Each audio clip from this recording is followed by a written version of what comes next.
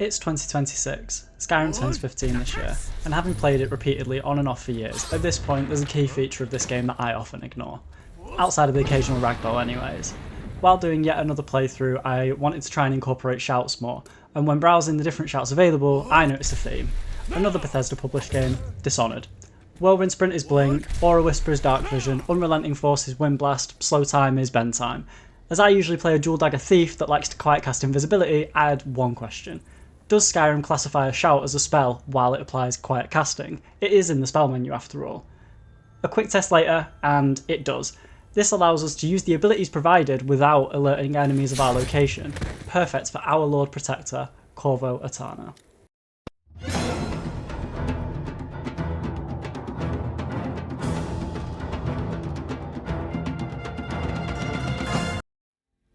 In the interest of your time, that's the gist of it.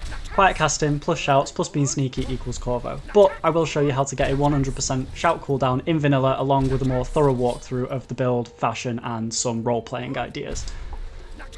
First and foremost, fashion. We need to look the part. Or else you're just any other Dragonborn that likes to sneak and shout. Dragon Priest masks are our best comparison and analogue to Corvo's mask. However, the Cultist mask from the Dragonborn DLC will also work.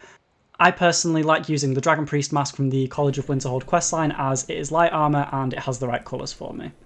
For armour I went with two chest pieces, the Thalmor robes and the Guildmaster set. Robes for Dishonored 1, Guildmaster for Dishonored 2.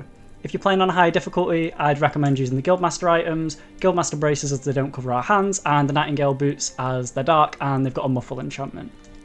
Weapons are a bit more difficult. I like the Silver Sword, it's the closest that we have in game and it sports a shorter length. Alternatively, the Ancient Nord Sword isn't a bad substitute for very early game. Some people like to use the Blade Sword, I personally just stick with the Silver, but keep in mind that in vanilla you can't upgrade it at Grindstone, which could influence your decision. However, the unofficial patch does fix this. Unfortunately, one-handed crossbows aren't in this game. I like to use a Paralysis Poison on a crossbow to emulate the Sleep Bolts. You could also use a Paralysis rune as a slow trap or a Fire or Frost rune as a Razor trap. Now that we look the part, perks. Realistically, quiet casting is a must. This entire build hinges on it. Outside of that, you can kind of build into whatever you want. Of course, Thiefstone skills are thematically sound, build into sneak, one-handed and pickpocket, and if you like a challenge, I like to only use alchemy to heal and not use any healing spells, as in Dishonored, you heal with potions, not spells. Okay, so, right out of the gate, it can be a little bit janky. But this is Skyrim. Whirlwind Sprint can be a little temperamental and it's got a few noticeable downsides, such as not being able to vertically go up or down, it's got a fixed distance, and bumping into people alerts them of your position. But with a little creativity and some practice, you can still hop about on rooftops in some cities and access different areas of forts. In order to negate fall damage, I used the first word of Become Ethereal in place of being able to blink straight down.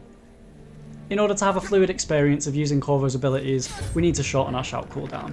The least invasive method of doing this in terms of build crafting is the amulet glitch. To do this, you must either be a vampire lord or a werewolf, talk to your follower and then press A or X to trade and the power button simultaneously. Once you transform, trade with your follower and give them 5 amulets of Talos. Then go into their inventory, using either trigger, equip them one by one. Each of them provides a 20% shout cooldown, so all 5 gives us 100%. This means infinite shouts. This lets us use our abilities freely in quick succession, like you can in Dishonored. This can be very overpowered, as you can just repeatedly ragdoll with Unrelenting Force, so I like to try and use them a bit more sparingly. Alternatively, using just 4 amulets for an 80% reduction in recovery time could potentially simulate a limited mana pool, instead of having some sort of self-imposed rule. To try and make power use more fluid, I would recommend adding all of your shouts to your favourites tab for quick swapping in between powers. From here, it's a sandbox, just like Dishonored. Do you want to lean more into being cast out by Dunwall? You could let your vampirism develop fully, and then have guards immediately aggro you when you enter a city. Do you want to use your powers bestowed upon you by the Outsider for the betterment of Tamriel? You can choose to go and become that hero. Is Corvo traumatised by his betrayal and then he sets off to go kill the Emperor? If so, go join the Dark Brotherhood. Do you want a high chaos run where everything that stands in your way gets killed, or the low chaos option where you sneak through the streets and incapacitate people?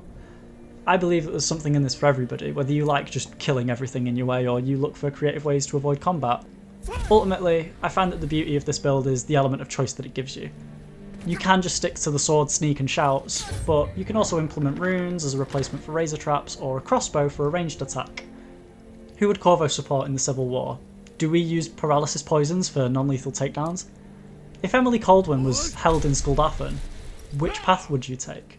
And how would she see you once you got there?